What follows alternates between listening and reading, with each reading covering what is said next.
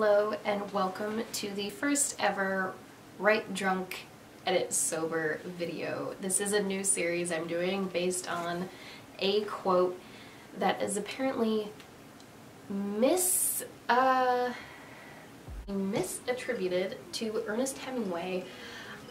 Basically the advice, Write Drunk, Edit Sober, boils down to you should write completely uninhibited and then edit your work with a very,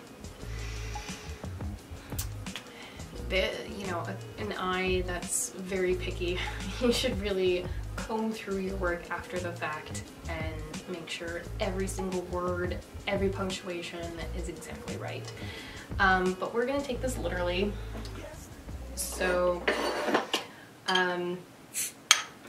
we are going to actually write drunk in this first part of the video according to, or rather following a writing prompt that I found on Pinterest that I think is a decent one. I think I can work it into a story I've been working on for quite a while. So I'm going to use this writing prompt. If you follow me on Pinterest, it's on the writing/prompts inspo board. It is: because my mama raised me to be a lady, I know when and what fork to use at a formal dinner. Because she didn't raise a fool, I know what artery to stick it into so that you will bleed out in 1 minute. It's my kind of gal.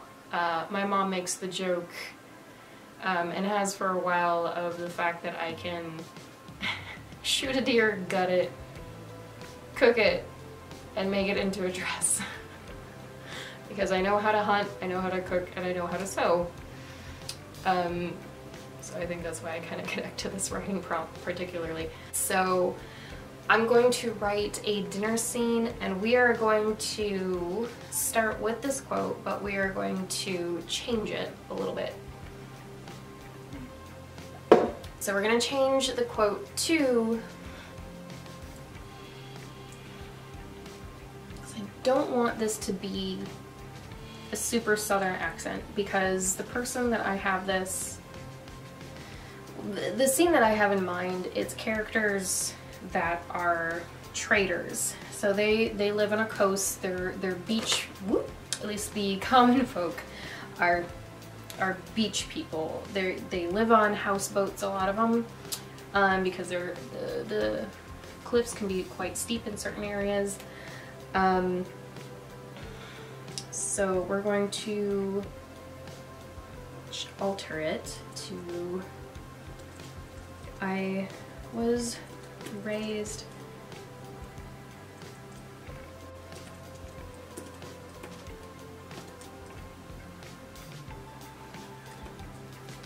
this makes me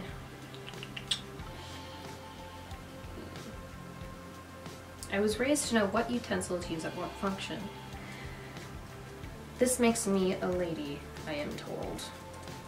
I want her to connect with people of lower status, people that are lower born. So she was taught by someone of lower class. So this would be, I'm not sure the exact title, so I might just put it in parentheses for now, but the game master, maybe, that doesn't seem like the right word, but someone that would go out and actually hunt whatever wild food they need. But basically, or the head guard. I think I'm gonna put head guard for now. That doesn't seem quite right. I would put someone that she has regular interaction with, someone that has a history of military service but is probably retired at this point, but is still a regular part of her life. I feel like that's someone that would move from military service to hunting wild game. So I'm gonna put game master for now. So I have adjusted the phrase from Because my mama raised me to be a lady, I know when and what fork to use at a formal dinner. Because she didn't raise a fool, I know what artery to stick it in so that you will bleed out in 1 minute. 2, I was raised to know what utensil to use when at what function. This makes me a lady, I am told. I was also taught by the game master to where to stick that fork to ensure they bleed out in 1 minute. I am told that makes me a savage. Can these two things coexist within one person simultaneously? And then she's gonna ask someone attending that dinner, of course, someone higher up, someone of importance, their opinion on the matter, which is gonna make, I'm sure, one of her parents not very happy. Alright, let's see how this unfolds. This is gonna be interesting.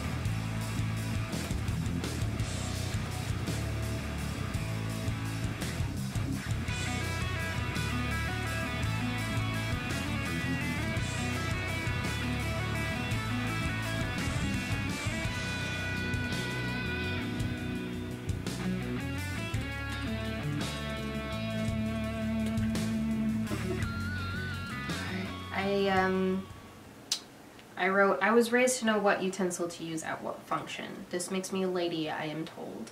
I was also taught by the game master where to stick that fork to ensure they bleed out in 1 minute. I am told that makes me a savage. Can these two things exist within a person simultaneously, Mr. Waters? He chokes on his eel a moment. Composing himself just long enough to respond, he states, a beast of contradictory natures must exist within one soul. This is why we are drawn to two opposing forces, one good, one ill. However, a lady of your, because I mean he's there to kiss ass, so a lady of your beauty must have a view. I don't want to use beautiful twice. You don't want to use the same adjective too many times too quickly, like too closely together. It gets very repetitive. One good, one ill. However, a lady of your beauty must surely, a lady of your beauty surely has not squandered, but not squashed. That's too lowbrow of a word. We want, let's go to dictionary. Okay, so if you don't know, there is this absolutely fantastic site, and it's just dictionary.com. They also have a thesaurus, and it's thesaurus.com. Alright, so it's thesaurus.com. Thesaurus.com. And you just put squashed. Squashed. What? I'm sure we'll live. Alright, so squashed. Alright, synonyms for squash. Crush, extinguish, flatten, quash, quell, squish, suppress, suppress. Ooh. A lot of being a lady is suppressing shit, so Shirley has suppress. That's not how you spell that. My dog thinks that's it. Or is that the other one? Izzy! She's fine. Shirley has suppressed the beast of ill intent.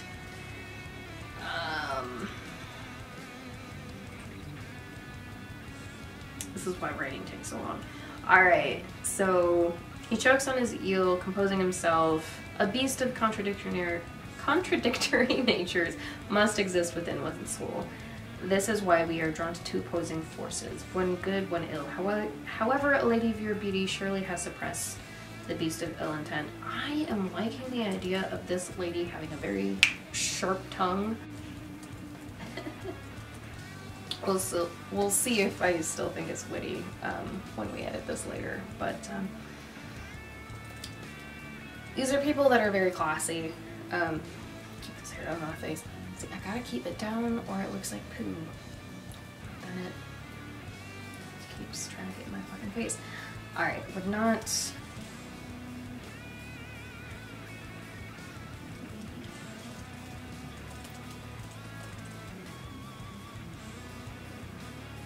I'm gonna tuck it and deal with not looking as nice.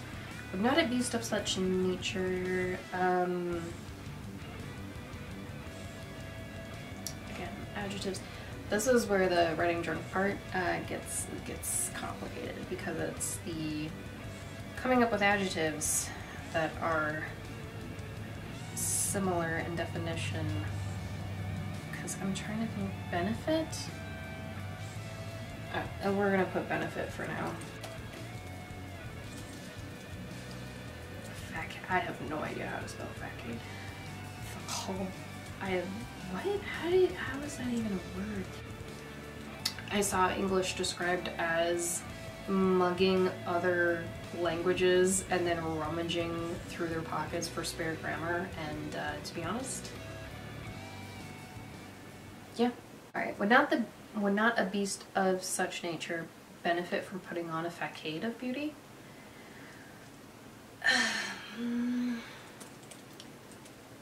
I keep spelling Mr. M-E-R. Son of a bitch. Right. Mr. Waters considers for a moment.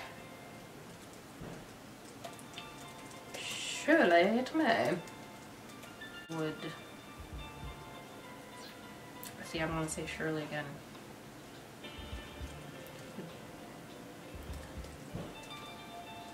Would be exposed at some time or another. I want her to say something now about either him or someone else at the table that would make them and like spit out their drink from their nose, but I don't know what. But like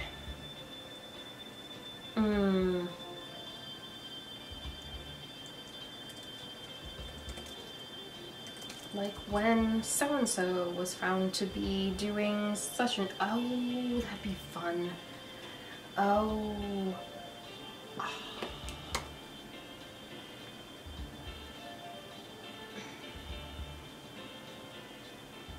Like when Sir... Why is there a T in there? When Sir... something... I want it to be a play on Cliff, but with a K. Clive? K-L-I-F-E? Like when Sir Clive was found to be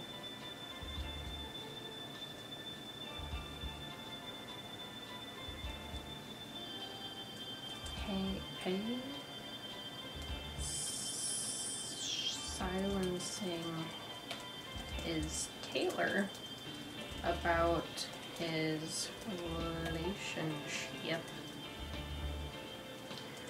with the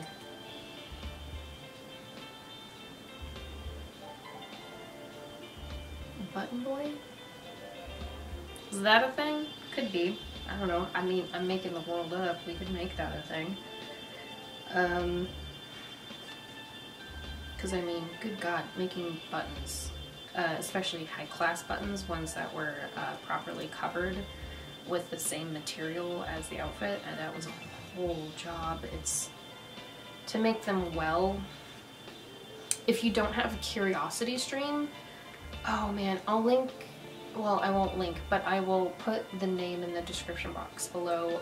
There is actually a series that they have about recreating historical outfits from paintings or what have you, and trying to make them in the way that they were made at the time that they were actually made.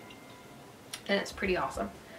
Well, quite educational, and for writer it means you can learn about the day-to-day life of people, not of really low class, but people of that working class. You get to know that much better. Um,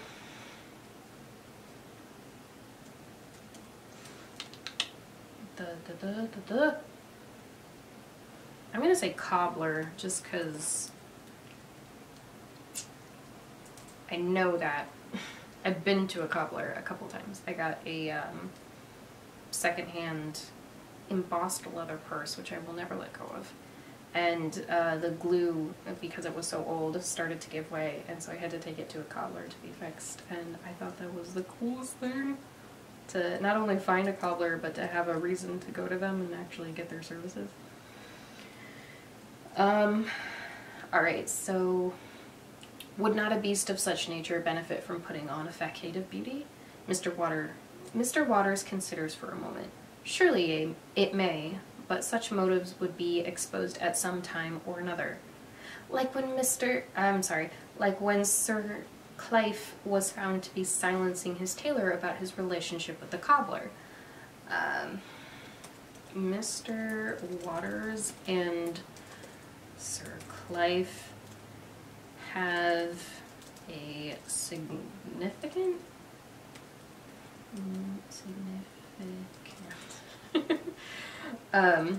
portion of their wine goblets, of their wine, exit through their nose.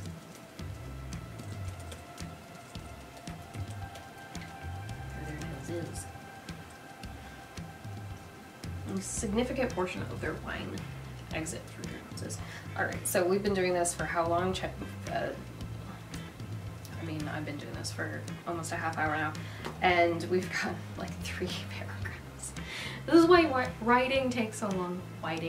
Writing with an R. I was raised to know what utensils to use at what function. This makes me a lady, I am told. I was also taught by the game master where to stick that fork so to ensure they bleed out in 1 minute. I am told that makes me a savage. Can these 2 things exist within a person simultaneously, Mr. Waters?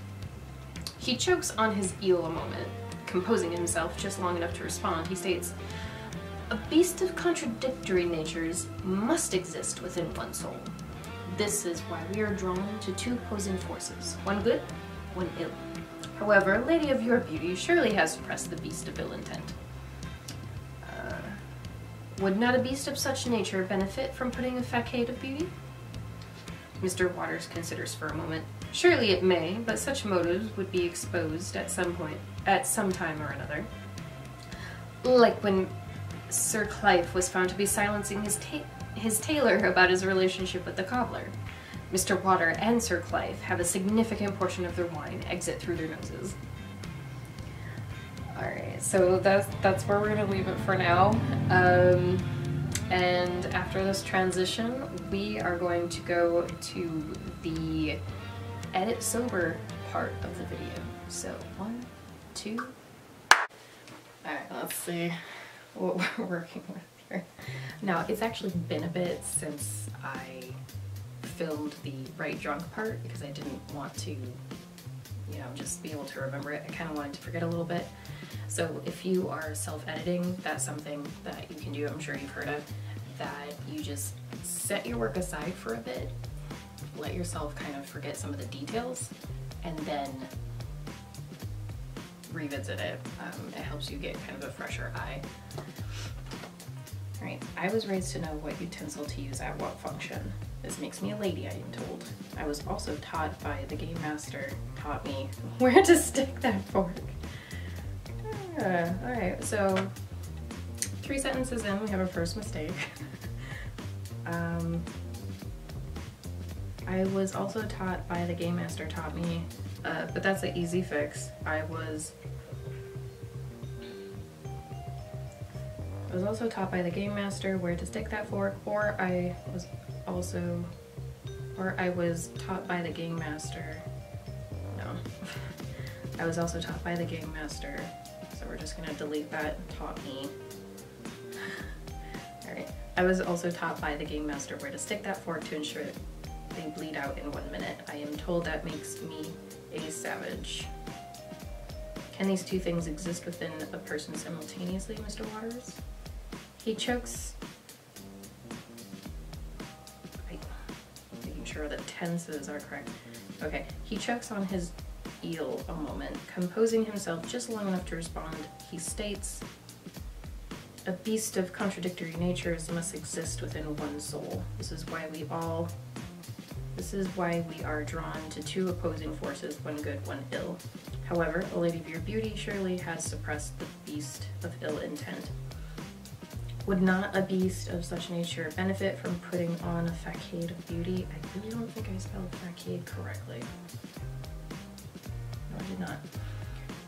Mr. Waters considers for a moment. Not capitalized. Okay. Surely it may, but such motives would be exposed at some time or another. Like what is happening here?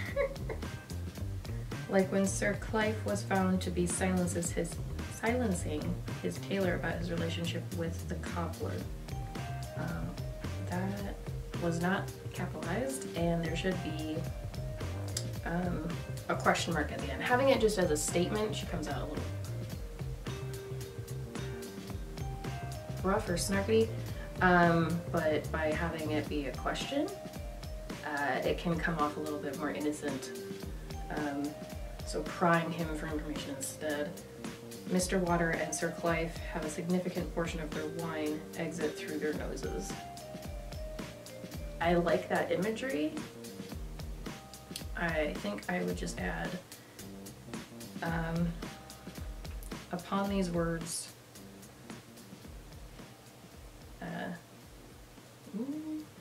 escaping her mouth, Mr. Waters and Sir Clive have a significant portion of their wine exit through their noses.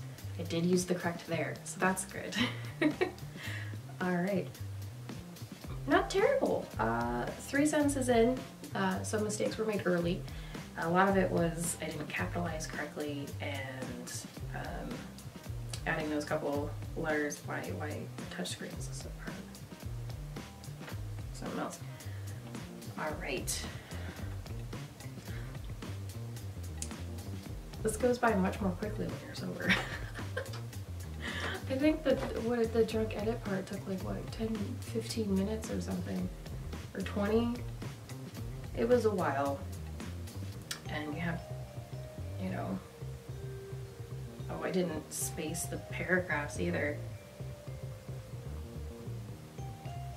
Oh boy. I did for the first one, then all the rest of them I was just like, no, who needs spacing? Alright, okay. So we have, I mean, it's a dialogue exchange, but 2 paragraphs of dialogue and then 4 lines.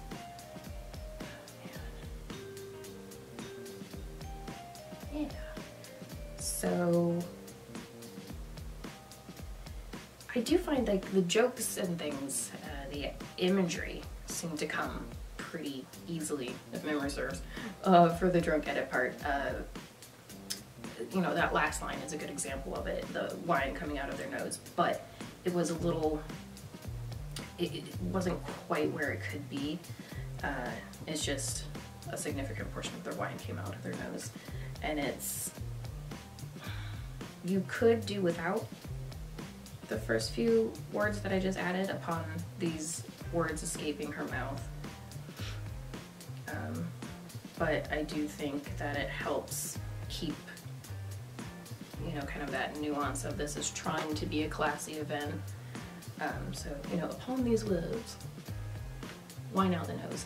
I think that works better than just wine out the nose, because we want to keep that nuance of it being an elegant affair. At least it's trying to be. She keeps messing it up, much to our amusement. So I do think that those couple words added to it, and it's good to see things in a couple different states of mind. I'm not saying that you should always write drunk, but I'm saying like putting your work aside for a bit and then picking it back up can help you view it in a slightly different state of mind and think of things and notice things that you otherwise would not. So as always, likes, comments, and subscribes are wildly appreciated. Let me know if you like this kind of video, and I'll do do it again. So I will see you in the next chapter. Thank you so much for watching.